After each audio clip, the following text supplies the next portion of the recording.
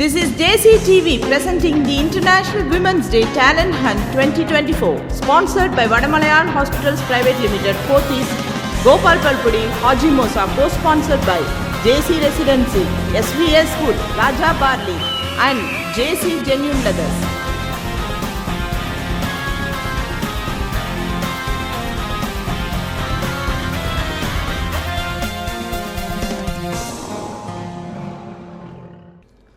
Vadamalayan Hospitals Private Limited, founded by the legend Dr. P. Vadamalayan in the year 1952, succeeded by his son Dr. V. Pugalagiri, located at Madurai and Dindigul.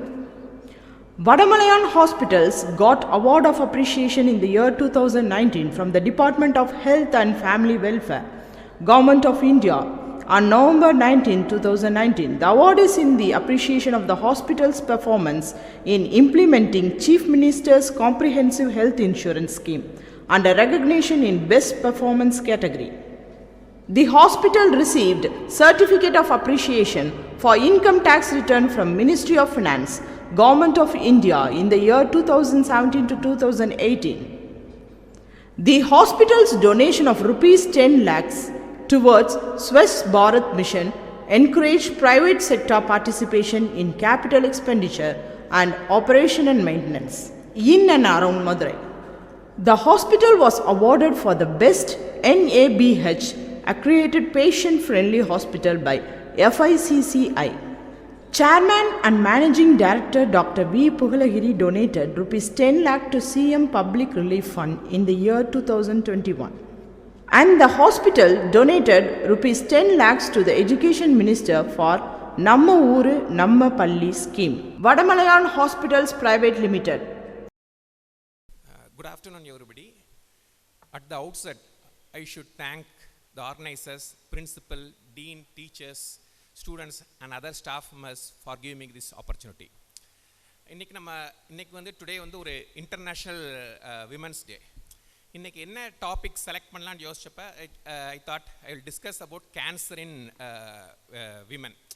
இது நிறைய பேர் நிறைய யோசிப்போம், இது ஒரு டெப்ரெஸிங் topic, அது ஒரு லாஸ்ட் டாபிக், ஒரு சின்ன ஒரு டெப்ரெஸிங் டாபிக். கட்டாயம் ஒரு ஆன்காலஜிஸ்ட் பெர்ஸ்பெக்டிவில் கட்டாயம் கேன்சர் வந்து விமனுக்கு வந்து பெரிய டெப்ரெஸிங் டாபிக் இல்லை. நான் சொல்கிறேன். இப்போ நிறைய நியூஸ் என்னென்னா ஒரு கேன்சர் ஹாட் டாபிக். நிறைய நியூஸ் என்னென்னா நிறைய பேர் சொல்கிறது வந்து ஃபஸ்ட்டு கேள்வி, ஏன் சார் இப்போ ரொம்ப கேன்சர் அதிகமாக இருக்குது? அந்த காலத்தில் நாங்கள் பார்க்குறோம் நிறைய பேர் ரொம்ப நாள் எங்கள் பாட்டி தாத்தா காலத்துலலாம் எந்த ஒரு கேன்சரும் பார்க்க முடியல. ஆனால் இப்போ லாஸ்ட்டு 20 இயர்ஸ் 25 இயர்ஸாக ரொம்ப கேன்சர்ஸ் அதிகமாக பார்க்குறோம். இப்போ சூழ்நிலை ரொம்ப மோசமாயிருச்சு. இது உகந்த சூழ்நிலையே கிடையாது வாழ்கிறதுக்கு. எங்கே பார்த்தாலும் பொல்யூஷன், எங்கேப்பா ஸ்மோக்கிங், இதனால் காரணமாக இதுதான் இதுக்கு நம்ம வாழ்க்கை சூழ்நிலையே மாறி போச்சு. அதனால தான் கேன்சர் அதிகமாக தெரியப்படுதா? இதுக்கு யாருக்காச்சும் ஒரு ஆன்சர் சொல்ல முடியுமா? ஏன் கேன்சர்ஸ் ரொம்ப அதிகமாக காணப்படுதுட்டு? கட்டாயம் பார்த்தா அதெல்லாமே ஒரு தவறான கருத்து. நீங்கள் ஒரு 100 இயர்ஸ், ஒரு 19th century 20th century பார்த்தீங்கன்னா நம்ம லைஃப் ஸ்பேன், நம்ம ஆயுள் காலம் பார்த்தோம்னா யூஸ்வலி வந்து ஒரு 35 to 40 இயர்ஸ் தான். நம்ம சுதந்திரம் வாங்கும் போது கூட நம்மளுடைய லைஃப் ஸ்பேன் வந்து இட் இஸ் அரௌண்ட் 45-47 தான். ஆனால் இப்போ நம்ம லைஃப் ஸ்பேன் பார்த்தா 70 இயர்ஸ். ப்ரீவியஸாக பார்த்தா நிறைய பேர், நீங்களே கேட்டிங்கன்னா உங்கள் பாட்டி தாத்தாட்டெலாம் கேட்டிங்கன்னா நிறைய அவங்க கூட பிறந்தவங்களாம் நிறைய பேர் இறந்து போயிருப்பாங்க. நிறைய குழந்தைங்க பிறந்தோன்னே இறந்து போயிருக்கோம். பிரசவத்தில் அம்மாக்கள்லாம் இறந்து போயிருப்பாங்க. ஆனால் இப்போ அந்த ஒரு பிரசவத்தில் ஒரு அம்மா இறந்து போச்சுன்னா இட்ஸ் பிகம் நியூஸ். ஆனால் அந்த காலத்தில் அப்படி கிடையாது, காமனாக நடக்கும். நம்ம லைஃப் ஸ்பேன் வந்து 30 to 40 இயர்ஸ் தான். நிறைய infection disease, diphtheria, tuberculosis, malaria, இதுலெல்லாம் நிறைய பேர் இறந்து போயிடுவாங்க. கேன்சர் வந்து ஒரு டிசீஸ் ஆஃப் எல்டர்லி. ஒரு 60 வயசுக்கு மேலே தான் கேன்சரே வர தொடங்கும். ஆனால் நிறைய பேர் ஒரு 150 இயர்ஸ்க்கு முன்னால் அந்த 60 வயசு ரீச் ஆகிறதே ரொம்ப ரொம்ப கஷ்டம். ஆனால் இப்போ நம்ம நிறைய டிசீஸஸை கண்ட்ரோல் பண்ணிட்டோம். பாவர்ட்டி கிடையாது, சானிடேஷன் இன்க்ரீஸ் ஆகிடுச்சு, நம்மளோட லைஃப் ஸ்பேன் இன்க்ரீஸ் ஆகுது. 60, 70, வெஸ்டர்ன் ஸ்டாண்டர்ட்லாம் பார்த்தா 80, 85 போயிடும். So definitely as the age increases, cancer incidents increases. So இப்போ நம்ம வாழ்கிற சூழ்நிலையெல்லாம் நம்ம பழிக்க தேவையில்லை. நம்ம இப்போ நல்லா தான் இருக்கோம். கேன்சர் இன்க்ரீஸ் ஆகிறதுக்கு காரணமே ஒரு நவீன மருத்துவம் தான். நம்ம மற்ற டிசீஸை கண்ட்ரோல் பண்ண ஆரம்பிச்சிட்டோம். இப்போ அதனால் கேன்சர் அதிகமாக வர மாதிரி ஒரு பிம்பம் ஏற்படுது. அதர்வைஸ் கேன்சர் ஒன்றும் பெரிய லெவலில் இன்க்ரீஸ் ஆகலை. With this introduction, next what is cancer? நம்ம ஒரு எதிரியை பற்றி தெரிஞ்சுக்கணும். கேன்சர்னால் என்னன்னு தெரியணும். கேன்சர்னால் ஒன்றும் பெரிய விஷயம்லாம் கிடையாது. நெக்ஸ்ட்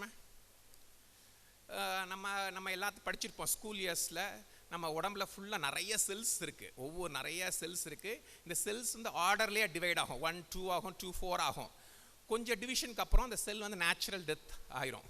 ஆனால் சம்டைம்ஸ் என்ன ஆகும்னா சம் ஜெனட்டிக் டேமேஜ், சம்டைம்ஸ் இந்த டிஎன்ஏல சில சின்ன டேமேஜ் நடக்குது. ஒரே ஒரு செல் இல்லை, ஒரு சில செல்ஸ் மட்டும் டேர்ன் அப் ஆகுது. அதை வந்து நம்ம ரோக் செல் சொல்லுவோம், இல்லை கேன்சர் செல்ஸ் சொல்லுவோம். அந்த செல்ஸ் வந்து என்ன பண்ணுதுன்னா பயங்கர ஃபாஸ்ட்டாக டிவைட் ஆகுது. கண்ட்ரோலே கிடையாது. அது லார்ஜ் அமௌண்ட் ஆஃப் செல்லாக ஃபார்ம் ஆகி டியூமர்ட்டு ஒன்று ஃபார்ம் பண்ணுது. இந்த டியூமருக்கு 2 ப்ராப்பர்ட்டி. ஒரு ஃபஸ்ட்டு ப்ராப்பர்ட்டி ஊடுருவக்கூடிய தன்மை, இன்வேட் த அதர் ஆர்கன்ஸ். இப்போ நார்மலாக பார்த்தோம்னா சிம்பிளாக ஒரு நம்ம நாக்கில் ஒரு புற்றுநோய் தோணுச்சுன்னா அந்த நாக்கில் இருக்க புற்றுநோய் அங்கே மட்டும் உட்காந்துருக்காது. கொஞ்ச நேரத்தில் பக்கத்தில் இருக்க தாடை எலும்புக்கு ஊடுருவ தொடங்கும். நெக்ஸ்ட் இன்னொரு ப்ராப்பர்ட்டி என்னென்னா அந்த செல்கள், அந்த சின்ன கட்டி, அது பெரிய கட்டி, அந்த பெரிய கட்டியில் சின்ன கட்டி ரத்தம் மூலமாகவோ இல்லை லிம்ஃபாட்டிக்ஸ் மூலமாக பரவி மற்ற இடத்துக்கு பரவத்தன்மை கூடியது. பிரஸ்ட் கேன்சர் பேஷண்ட் ட்ரீட்மெண்ட்டே எடுக்க மாட்டாங்க. 1 இயர் கழித்து வந்து பார்க்கும்போது முதல்ல லங்ஸில் இருக்காது, லங்ஸில் ஸ்ப்ரெட் ஆக தொடங்கும். ஸோ இந்த 2 ப்ராப்பர்ட்டி இருக்கணும் கேன்சர்னா. ஒன்று வந்து இன்வேஷன், இன்னொன்று இந்த மெட்டாஸ்டேசிஸ். இந்த 2 ப்ராப்பர்ட்டி இருந்தால் தான் நம்ம கேன்சர்ட்டு சொல்கிறோம். நெக்ஸ்ட், கேன்சர் வந்து ஒரு லேமன் டேர்ம். உடனே கேன்சர்னா எல்லாருமே சொல்கிறது, சார் எனக்கு எங்கள் பக்கத்து வீட்டில் அந்த டாக்டர்கிட்ட ட்ரீட்மெண்ட் எடுத்தார், நல்லா ஆகிட்டார், உங்கள்கிட்ட வந்துட்டோம் இப்படி ஆயிடுச்சுட்டு நிறைய பேர் சொல்லுவாங்க. கேன்சர் வந்து ஒரு டிசீஸ் கிடையாது. It's a cluster of disease. அது ஒரு கேன்சரில் என்ன சொல்கிறான்னா 3000-4000 டிசீஸ் இருக்குது. ஒரு டிசீஸோட இன்னொரு டிசீஸை கம்பேர் பண்ண முடியாது. எக்ஸாம்பிள் எடுத்துக்கிட்டோம்னாலே மார்பக புற்றுநோய்னா மார்பக புற்றுநோயில் 9ல் 10 பிரிவுகள் இருக்குது. ஒவ்வொன்றுக்கும் ஒவ்வொரு ட்ரீட்மெண்ட் தேவை. ஸோ ஒருத்தருக்கு ப்ரொக்னோசிஸ் நல்லாயிருக்கும், ஒருத்தருக்கு குணப்படுத்தும் தன்மை அதிகமாக இருக்கும், இன்னொருத்தருக்கு இருக்காது. So cancer is a cluster of so many diseases. அதை சிங்கிளாக நம்ம கேன்சர்ட்டு நம்ம சொல்கிறோம். நெக்ஸ்ட், ஒரு சில cancers will be very aggressive. நம்ம நிறையா தடவை பார்ப்போம். ஃபீமேல் பேஷண்ட் வருவாங்க, எஸ்பெஷலி யங் பேஷண்ட்ஸ். அந்த கட்டி ஸ்டார்ட் பண்ணி ஒரு 15-20 டேஸ் தான் ஆகும். மிக வேகமாக வளர தொடங்கும். சம்டைம்ஸ் புண்ணாக ஆரம்பிச்சிடும். It's very aggressive. நெக்ஸ்ட்மா, அதர் சைடில் வந்து பார்ப்போம். அதே ஒரு 70 or 80 years ஃபீமேல் இருப்பாங்க. கட்டி இருக்கும், ஆல்மோஸ்ட் ஒரு 2 or 3 years அதே இடத்துல மட்டும்தான் இருக்கும், பரவாது. ஒன்று வந்து ரொம்ப அக்ரெசிவ், இன்னொன்று வந்து ரொம்ப ஸ்லோவாக பிஹேவ் பண்ணுது. ஸோ த அக்ரெசிவ்னஸ் அண்ட் ஸ்லோவாக பிஹேவ் பண்ணுறது it depends upon the cancer. எந்த கேன்சர்ட்டு. ஸோ எல்லா கேன்சரையும் நம்ம சேர்த்து எடுத்துக்க முடியாது. எல்லாத்துக்கும் ஒரே ப்ரோக்னோசிஸ், ஒரே ட்ரீட்மெண்ட்டு. ஸோ எந்த ட்ரீட்மெண்ட் நம்ம எடுக்கப்படுறதும் தான் ட்ரீட்மெண்ட்டாக தொடங்கணும். Myths about cancer. கேன்சரை பற்றி யூஸ்வலாக கேன்சர்னால் ஒரு நிறைய தவறான எண்ணங்கள் இருக்கும். Next, cancer rare disease. Sir இது வந்து ரொம்ப ரேர்.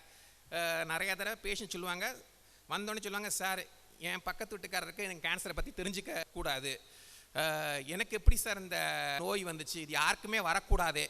கட்டாயம் கிடையாது. Cancer is becoming common.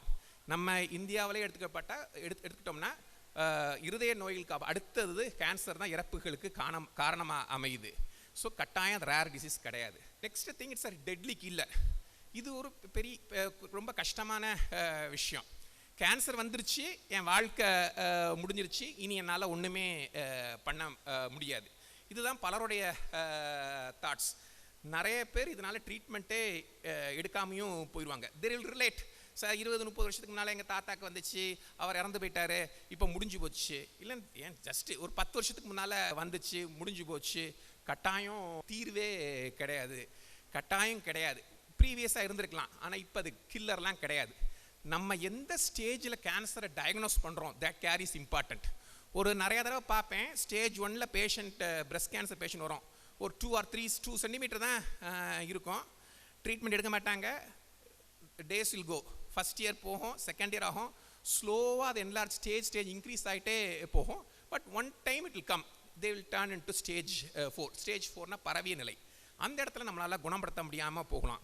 So நம்ம கேன்சர் வந்து டெஃபினெட்லி டெட்லி கில்லர் கிடையாது. எந்த ஸ்டேஜில் நம்ம கண்டுபிடிக்கிறோம் அது வந்து ரொம்ப ரொம்ப முக்கியம். Next, cancer is a hereditary disease. இது வந்து காமனாக, சார் எங்கள் அம்மாவுக்கு வந்திருக்கு, எனக்கு கேன்சர் வருமா வராதா? நிறைய தடவை நான் பார்த்துருக்கேன். நான் லாஸ்ட் வீக் கூட ஒரு பேஷண்ட் பார்த்தேன். ஒரு ஃபேமிலியில் மகளுக்கு மேரேஜ் வந்து it was fixed, but mother had a breast cancer. She had chemotherapy. She lost her hair. So they are able to identify she is a daughter of a breast cancer patient. என்னாச்சு, marriage stopped. இது வந்து காமனாக நடக்கும். நிறைய தடவை இது ஒரு பெரிய டேபு. நிறைய பேர் வந்து இதை ட்ரீட்மெண்ட் எடுக்கிறத அவாய்ட் பண்ணுறதுக்கே ஒரு காரணமாகவும் அமையுது. Take it from me, cancer is not a hereditary disease. ஒரு 100 பேர் நான் கேன்சர் பேஷண்ட் பார்த்தேன்னா 5% வந்து ஹெரிடிட்டரி டிசீஸாக இருக்கலாம், 95% வந்து ஹெரிடிட்டரி டிசீஸ் கிடையாது. ஸோ இந்த புரிதல் நம்மளுக்கு வேணும். Next, treatment is useless. Again இது வந்து பெரிய இது, சார் கஷ்டமான ட்ரீட்மெண்ட்டு, கீமோ, இந்த ஒரு சைடு கீமோதெரப்பி, இன்னொன்று சர்ஜரி, இன்னொன்று கதிர்வீச்சு, இந்த ட்ரீட்மெண்ட்லாம் பண்ணி நான் ஆக மாட்டேன். நிறையா தடவை நான் பார்ப்பேன், patient will be going to சிம்பிளாக ஒரு சின்ன லேகியம் இல்லை ஏதாச்சும் மரப்பட்டை அங்கங்கே இது தராங்க, ஏதாச்சும் சொல்லி வாங்கி சாப்பிட்டுட்டு இருப்பாங்க.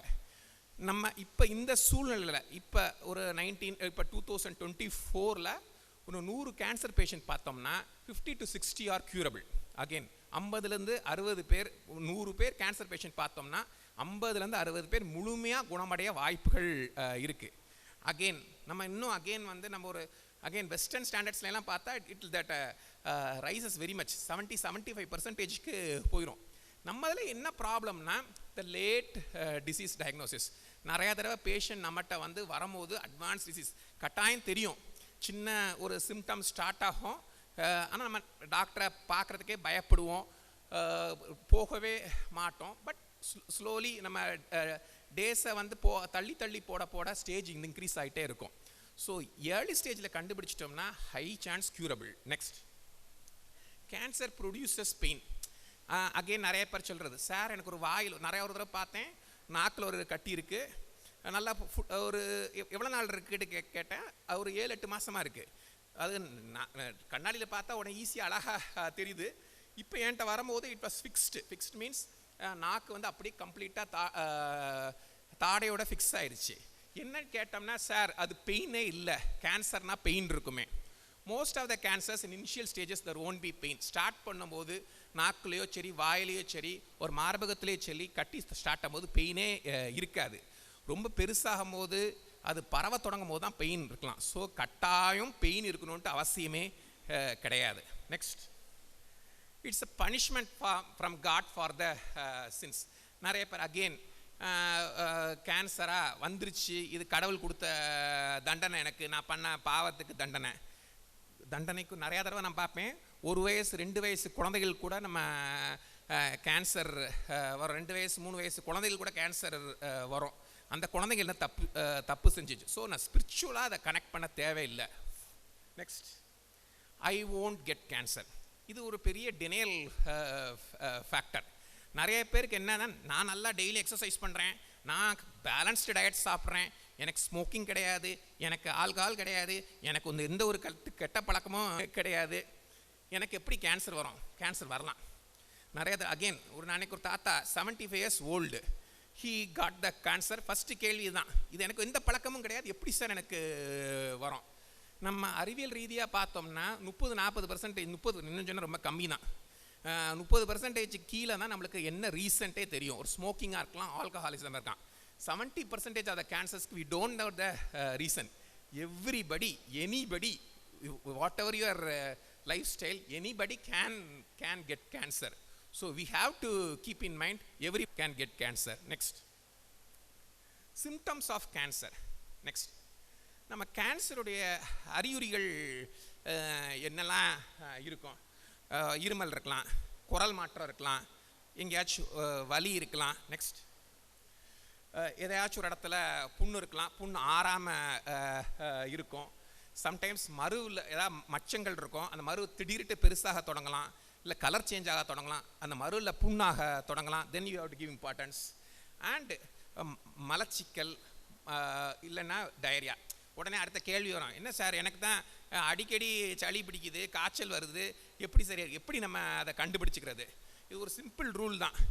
எந்த பிரச்சனை தொடர்ந்து ஒரு 3-4 வாரத்துக்கு மேலே போயிடுச்சோ அதை you have to give importance. நம்ம டெய்லியும் காலையில் மார்னிங் பாத்ரூம் போகிறோம், கரெக்டாக மோஷன் பாஸ் பண்ணுறோம், நம்மளுக்கு ஹேபிச்சுவலாக இருக்குது. ஆனால் எப்போவாச்சும் ஒரு நாள், எப்போவாச்சும் ஒரு தொடர்ந்து 3-4 வாரம் மாறுது, கான்ஸ்டிபேஷன் ஆகுது, டயரியா போயிட்டே இருக்குது, அகெயின் காஃப், அதுதான் இருமல் வருது, சளி பிடிக்குது, எல்லாத்துக்கும் இருக்கும். இப்படி சளி பிடிக்காத மனுஷன், காய்ச்சல் இல்லாத மனுஷன் உலகத்தில் இருக்க முடியாது. பட் தொடர்ந்து இருந்துக்கு ஒரு தொடர்ந்து 2 வீக்ஸ் மேலே போகுது, 3 வீக்ஸ் மேலே போகுதுன்னா then you have to give importance. Any symptoms which is persisting, you have to be careful and you have to seek the doctor. Especially as fever தொடர்ந்து போகுது, ஏதோ ஒரு இன்ஃபெக்ஷன்னா ஃபீவர், ஏதோ ஒரு டெங்குவோ மலேரியாவோ 10 டேஸில் இட் ஷுட் சால்வ் ஆகலை, தொடர்ந்து மந்த்ஸ் கணக்காக ஃபீவர் போகுது, அன்எக்ஸ்பிளைன்ட் வெயிட் லாஸ். நான் நல்லா இருக்கேன் பட் எனக்கு ஒரு வெயிட் வந்து குறைஞ்சிக்கிட்டே போகுது, எனக்கு தைராய்டு பிரச்சனை இல்லை, டயபெட்டிஸ் இல்லை, சுகர் பிரச்சனை கிடையாது, ஆனால் வெயிட் லாஸ் ஆகுது, then we have to think of the cancer. Symptoms வந்து ஏதோ ஒரு சிம்டம்ஸ் சாதாரண சிம்டம்ஸ் தான், பட் இட் இஸ் பெர்சிஸ்டிங்னா you have to be careful. Next, யூஸ்வலாக கேன்சரை பொறுத்தவரையில் I feel females are more luckier. நான் ஏன் சொல்கிறேன்னா, நான் ஒரு 10 கேன்சர் ஓபி பேஷண்ட்ஸில் பார்க்குற வச்சுக்கோங்க, ஃபீமேல்ஸில் 5 பேருக்கு பிரஸ்ட் இருக்கலாம், அதாவது மார்பக புற்றுநோயாக இருக்கலாம், இல்லைன்னா கர்ப்பவாய் புற்றுநோயாக இருக்கலாம், செர்விக்கல் கேன்சராக இருக்கலாம். 10 பேரில் 5 பேருக்கு இதுதான். ஃபீமேல்ஸில் வந்து இதுதான் காமன். மேல்ஸ் நிறையா இருக்குது, ப்ராப்ளி லங்ஸ், நுரையீரலாக இருக்கலாம், வயிறாக இருக்கலாம், ப்ராஸ்டேட்டாக இருக்கலாம், கோலன்லாம் இருக்கலாம். பட் ஆனால் ஃபீமேல்ஸ் ஏன் இம்பார்ட்டன்னா, இந்த நான் சொன்னேன் 50% கேன்சர்ஸை வந்து you can big out in early stage itself. Especially breast வந்து நம்ம முதல் நிலை, ஆரம்ப நிலையிலே நம்ம கண்டுபிடிச்சிடலாம். நெக்ஸ்ட் வந்து ஒரு செர்விக்கல் கேன்சர் இருக்குது, கர்ப்பவாய் புற்றுநோய் ஆரம்ப நிலை கூட கிடையாது. we can identify in the pre-cancer கேன்சருக்கு வரதுக்கு முன்னாலே நம்ம ஐடென்டிஃபை பண்ணலாம். ஸோ ஃபீமேல்ஸுக்கு 10ல் 5 அதாவது 50% of the cancer can be preventable or it will be diagnosed very early.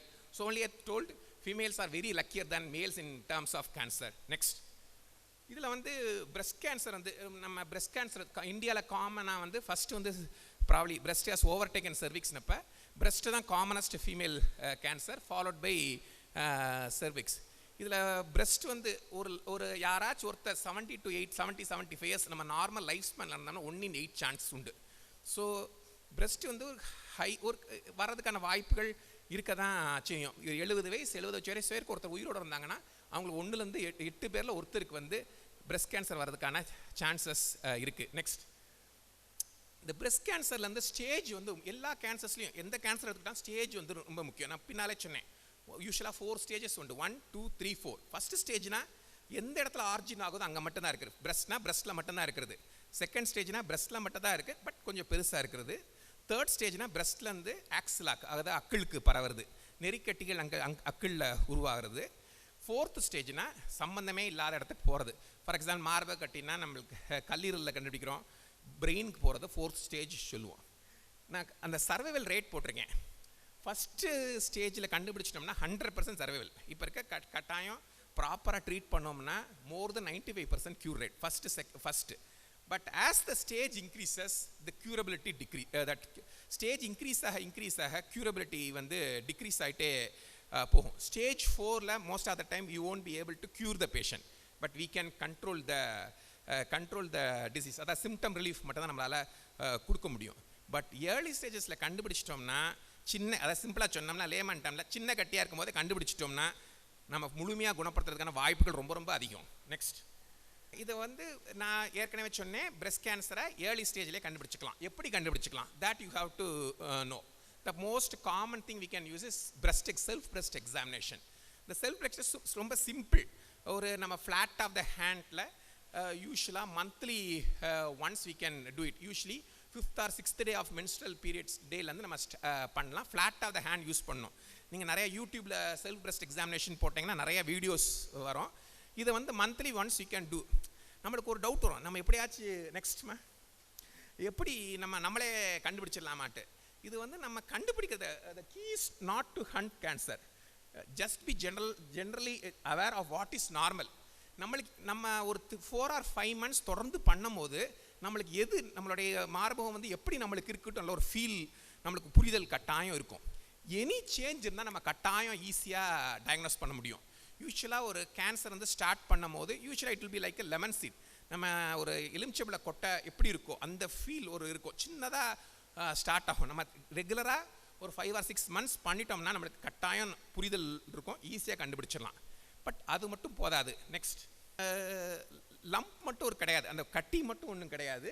there are பல different things you have to look for in during breast examination. Next அது மட்டும் கிடையாது, நம்ம ஒரு breast examination பண்ணும்போது better ஒரு mirror முன்னால் நின்று நம்ம பண்ணலாம்.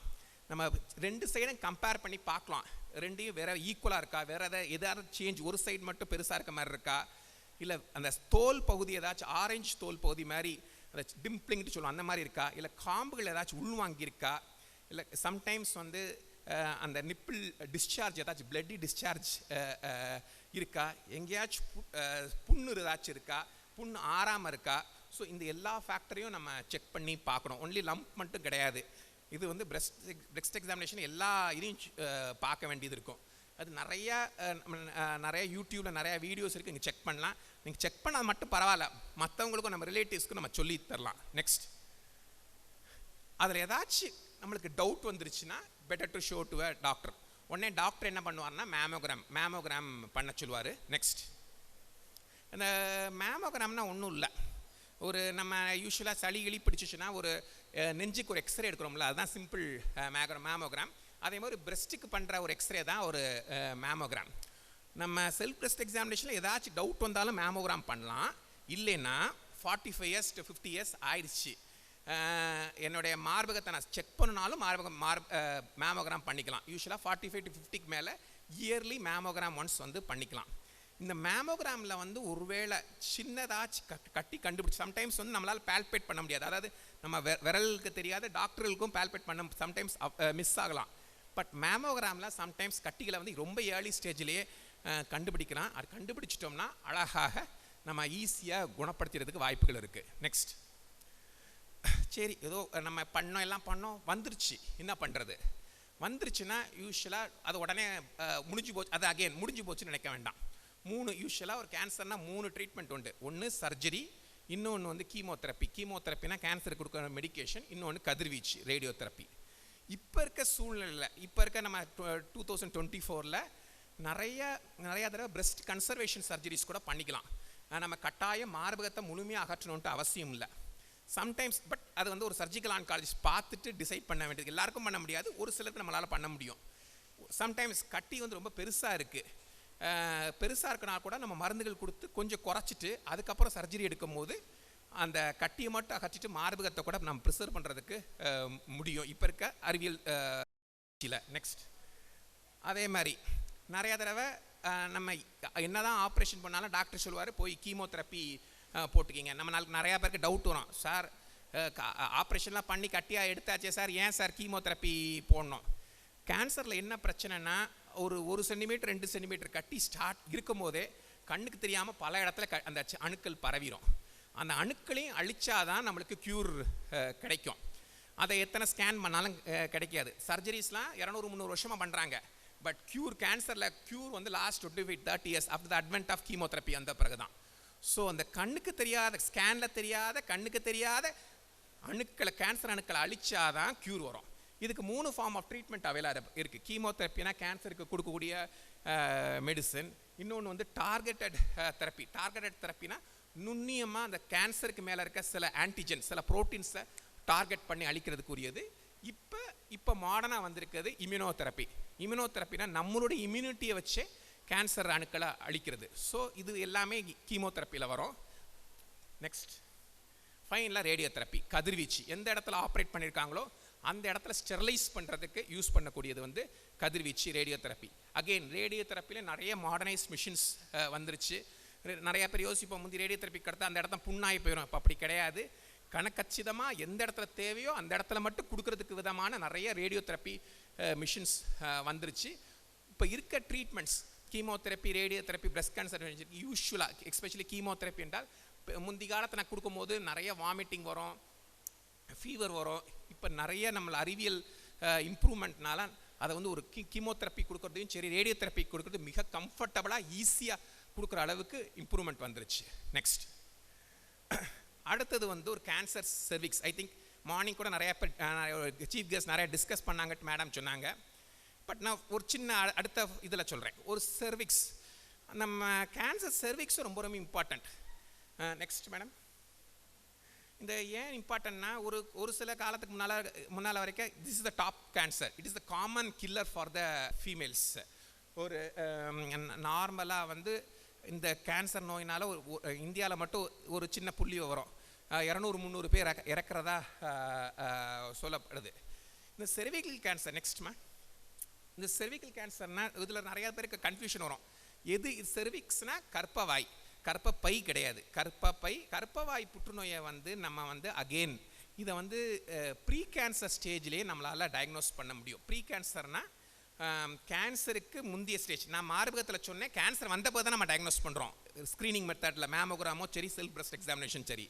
ஆனால் இந்த கர்ப்பவாய் புற்றுநோயை கேன்சரே ரீச் வரல, ஆனால் கேன்சருக்கு முந்தைய ஸ்டேஜ்லேயே நம்மளால் கண்டுபிடிக்க முடியும். எப்படி நம்ம கண்டுபிடிக்க முடியும்? நெக்ஸ்ட், யூஸ்வலாக இதுதான் காமன் சிம்டம் கர்ப்பவாய்க்கு.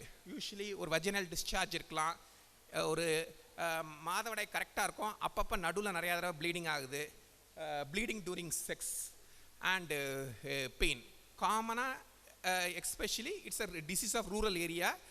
cervical cancer இதுதான் common symptoms. Next, but fortunately cause for cervical cancer has been well established. Okay, இன்னைக்கு காலைல கேட்டிருப்பீங்க த காஸ் ஃபார். நெக்ஸ்ட்மா, ஆல்மோஸ்ட் 100% இந்த ஹியூமன் பேப்பிலோமா வைரஸ் தான் cervical கேன்சருக்கு cause. The most commonly sexually transmitted viral infection. So இந்த human papilloma virus தான் இந்த cervical கேன்சருக்கு காரணம். நெக்ஸ்ட், இது என்ன பண்ணணும்னா இந்த cervical கேன்சர், இந்த யூஸ்வலி இந்த வைரஸ் வந்து cervical கேன்சர் செல்ஸில் போய் உட்காந்துக்கும். அந்த வைரஸ் டிஎன்ஏயும் நம்ம நார்மல் செல்லோட டிஎன்ஏவும் இன்டெகிரேட் ஆகும். இன்டெகிரேட் ஆகிட்டு கேன்சரை ப்ரொடியூஸ் பண்ணும். பட் நான் போட்டிருக்கேன், அந்த ஹெச்பிவி இன்ஃபெக்டட் cervixக்கும் இந்த pre cancerous லீஷனுக்கும் almost 10 to 15 years ஆகும்.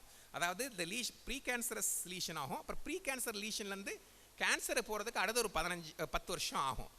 ஸோ நம்ம இந்த மீடியம் டைமில் நம்ம ப்ராப்பராக ஒரு பேப் ஸ்மியர் ஒரு டெஸ்ட் பண்ணோம்னா யூஸ்வலாக நம்ம வந்து அந்த கேன்சரை வந்து ப்ரீ கேன்சர் ஸ்டேஜ்லேயே நம்ம கண்டுபிடிச்சிடலாம். நெக்ஸ்ட் பேப் ஸ்மியர்னால் ஒன்றும் இல்லை, ஜஸ்ட்டு வந்து நம்ம ஒரு நம்ம கர்ப்பவாயிலேருந்து ஒரு சின்ன ஒரு ஸ்மியர் எடுப்போம். அந்த ஸ்மியர் எடுத்து அதை யூஸ்வலி பட் டாக்டர்கிட்ட போய் தான் நம்ம பரிசோதிக்க வேண்டியது இருக்கும். அந்த ஸ்மியரை எடுத்து ஸ்லைட்ஸில் பரிசோதனை பண்ணுவோம். அது மட்டும் பண்ண மாட்டோம், ஹெச்பிவி டெஸ்டிங்கும் சேர்த்து நம்ம பண்ணுவோம். நெக்ஸ்ட்மா, பேப் ஸ்மியர் வந்து 3 வருஷத்துக்கு ஒரு தடவை நம்ம பண்ணோம். 21-22 வயசுலேருந்து பண்ணலாம். பட் ஹெச்பிவி டெஸ்டிங்கோட சேர்த்து பண்ணோம்னா 5 வருஷத்துக்கு ஒரு தடவை நம்ம பண்ணால் போதும். ஸோ 3 வருஷத்துக்கு ஒரு 60-65 வயசுக்கு நம்ம பண்ணோம்னா இந்த ப்ரீ கேன்சரஸ் லீஷன்லேயே நம்ம கேன்சரை cervical கேன்சரை நம்மளால் கண்டுபிடிக்க முடியும். நெக்ஸ்ட், அப்படி ஏதாச்சும் பேப் ஸ்மியரில் நான் அடுத்த கேள்வி வரும், சார் பேப் ஸ்மியரில் அப்நார்மாலிட்டி ஆயிடுச்சு, அப்நார்மல் செல்ஸ் வந்துச்சுன்னா என்ன பண்ணுறது? பேப் ஸ்மியரில் அப்நார்மல் இருந்தால் நம்ம வந்து டாக்டர்கிட்ட போய் ஒரு கால்பாஸ்கோப்பிட்டு ஒரு பரிசோதனை பண்ணி பயாப்சி டெஸ்ட் பண்ண வேண்டியது இருக்கும். பயாப்சி டெஸ்ட்டில் கேன்சர்னால் நம்ம அதுக்கு வைத்தியத்தை நம்ம பார்க்க வேண்டியது இருக்கும். ஸோ பேப் ஸ்மியர் 21-22 வயசுல ஸ்டார்ட் பண்ணலாம், 3 வருஷத்துக்கு ஒரு தடவை நம்ம பண்ணணும். அதோடு சேர்ந்து ஹெச்பிவி டெஸ்டிங்கை கம்பைன் பண்ணோம்னா 5 வருஷத்துக்கு ஒரு தடவை பண்ணால் போதும். நெக்ஸ்ட், ஸோ இந்த co testing cytology plus HPV testing. ஹெச்பினா அந்த வைரஸ் அந்த செல்லில் இருக்கா, ரெண்டையும் சேர்த்து பண்ணோம்னா 5 வருஷத்துக்கு ஒரு தடவை பண்ணால் போதும். நெக்ஸ்ட் வந்து மோஸ்ட் இம்பார்ட்டன்ட் திங் காலில் சொல்லியிருப்பாங்க, HPV and vaccination, cervical cancer and vaccination. So நான் அகெயின் சொன்னேன், ஹெச்பிவி தான் cervical கேன்சருக்கு காரணம். ஸோ ஹெச்பிவியை நம்ம வேக்சினேஷன் மூலமாக நம்ம ப்ரிவென்ட் பண்ணலாம். இதில் ரொம்ப ரொம்ப முக்கியத்துவம் என்னென்னா, cervical கேன்சரை மட்டும் நம்ம ப்ரிவென்ட் பண்ண ஒரு ஆனல் கேன்சர், அதாவது ஆசனவாயில் இருக்க புற்றுநோய், நம்ம cervical கேன்சரை ட்ரீட் பண்ணுற மாதிரி ஆசனவாய் புற்றுநோயும் ஒரு குறிப்பிட்ட சதவீதம் 60-70% ஹெச்பிவினால் உண்டாக்குது. ஸோ ஆசனவாயு புற்றுநோயை நம்ம பாதுகாக்கலாம். ஓரோஃபெரஞ்சியல் கேன்சர்ஸ் இதையும் நம்ம இந்த ஹெச்பி வேக்சினேஷனால் நம்ம ப்ரொடெக்ட் பண்ண முடியும். யூஸ்வலாக வந்து இந்த வேக்சினேஷன் வந்து ரொம்ப ஏர்லியாக ஸ்டார்ட் பண்ணிடணும். 9 to 12 இயர்ஸில் யூஸ்வலாக 2 வேக்சின் அவைலபிளாக இருக்குது. கார்டாசில், செர்வாரெக்ஸ்டி. இந்தியன் வேக்சினும் நம்மகிட்ட ஒன்று இப்போ அவைலபிளாக இருக்குது. ஒரு 15 வயசுக்கு 2 டோஸ் போதும். 15 வயசுக்கு மேலேனா 3 டோஸ் நம்மளுக்கு தேவை. ஒரு 30-40 கண்ட்ரியில் பாய்ஸ்க்கும் இந்த வேக்சின் வந்து அட்வைஸ் பண்ணுறாங்க. Especially penile cancer, anal cancer, oropharyngeal cancers prevent பண்ணுறதுக்கு பாய்ஸ் கூட அட்வைஸ் பண்ணுறாங்க. Next, this is the vaccination stole. First dose 0 month. Second dose வந்து ரெண்டு டோஸ் போதும் நினச்சோம்னா, அதாவது 9-12 வயசுனா 6 மாதத்தில் போட்டால் போதும். பட் 15 வயசு 20 வயசுக்கு மேலே போயிட்டால் 3 டோஸ் தேவை. நெக்ஸ்ட், ஸோ கேன்சர் ட்ரீட்மெண்ட் வந்து இட்ஸ் அ டீம் ஒர்க். இதை வந்து ஒருத்தர்னால மட்டும் கேன்சர் வைத்தியத்தை, இப்போ நான் தெளிவாக என்னோட டிசிஷன் வச்சுருந்தேன்.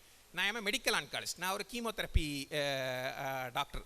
அதேமாதிரி சர்ஜரி பண்ணுறதுக்கும் ஒரு சர்ஜிக்கல் ஆன்காலஜி டாக்டர் உண்டு. ரேடியேஷன் கொடுக்குறதுக்கும் ரேடியேஷன் ஆன்காலஜி டாக்டர் உண்டு. So it's a team work. ஒவ்வொருத்தருக்கும் ஒவ்வொரு வேலை உண்டு. பட் அந்த மெடிக்கல், சர்ஜிக்கல், ரேடியேஷன் 3மே சேர்ந்தாதான் ஒரு நோய்க்கு ப்ராப்பராக குணம் கிடைக்கும். Next, so these are the some of the cancer survivors. Gautami உங்களுக்கு தெரியும், she is a breast cancer survivor. Manisha கொராடாஸ் is ovarian cancer survivor. Another one is a multiple myeloma. She is a type of blood cancer survivor. Next. So again, another one cyclist. He is a testicular cancer survivor. So the survivors are more. So don't worry. So female cancers only 2 or 3 take-home points. 5 only out of 10. 5 can be easily detectable very early. Vaccination is there. So don't fear of cancer. If you want to fear, you fear the stage for the cancer. No need to fear for the cancer. Thank you.